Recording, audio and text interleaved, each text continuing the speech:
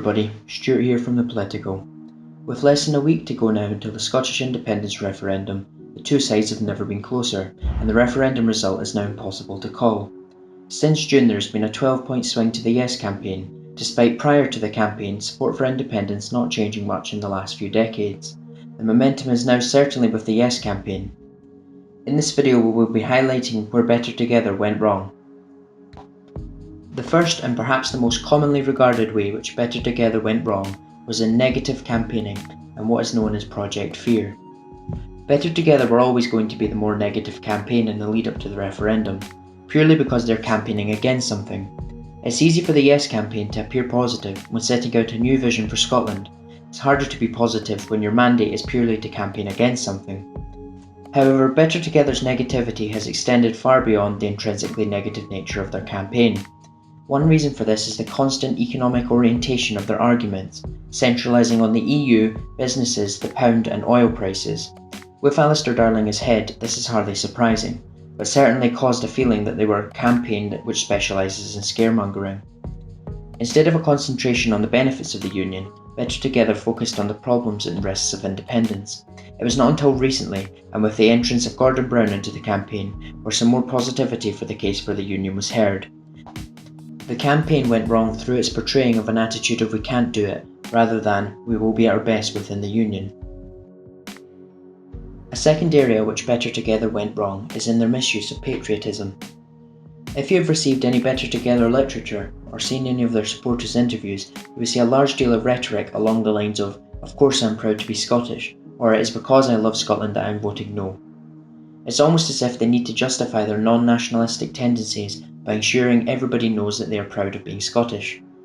The fact that the No campaign does this far more than the Yes campaign highlights a misuse of patriotism by Better Together. We all know that you are proud to be Scottish, but maybe what you should be is proud to be British too.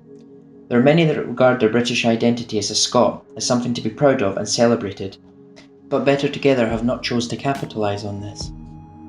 At number 3 on our list of ways in which Better Together went wrong is a lack of use of Westminster.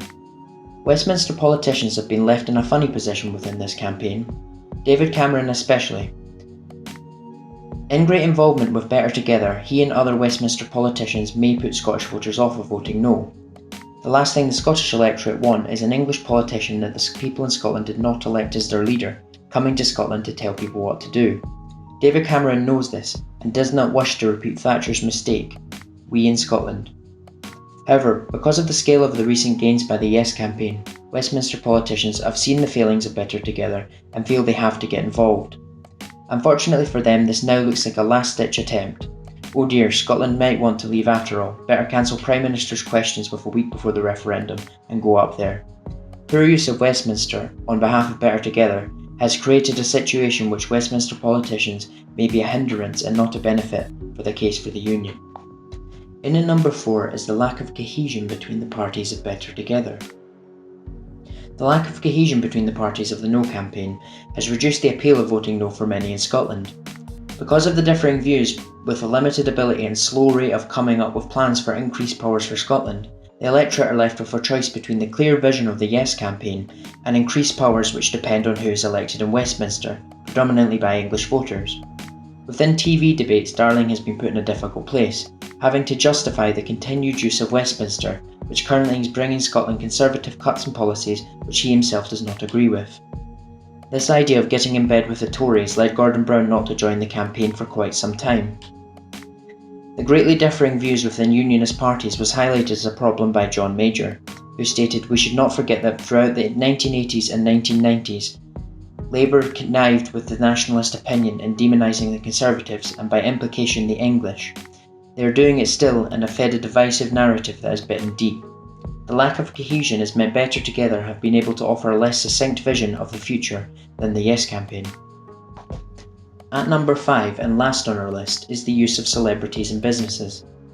With the Yes campaign's roots in part based on social change and justice, and Better Together arguing for the Westminster government, which at present is instigating cuts and was not voted for by the Scottish electorate, the No campaign had to be careful not to perpetuate the already strong view of them being a more establishment and elite-orientated campaign.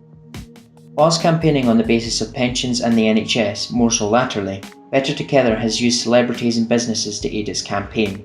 Some prominent examples are J.K. Rowling, Simon Cowell and Rose Leslie, as well as companies such as Standard Life, RBS and John Lewis. Of course, some will be convinced by their favourite celebrities or their bank, warning against independence, but for others it helps to perpetuate the view that the No campaign is being driven by society's elites, rather than the grassroots movement which the Yes campaign is more commonly viewed as. I hope you enjoyed listening to our list of the ways in which Better Together went wrong in the independence campaign. At present, the polls are too close to call, so the failings of the No campaign could be paramount in the result of the referendum. Please give the video a like and subscribe to our channel for more UK politics related videos, and visit thepolitical.co.uk for access to various political news sources, blogs and videos.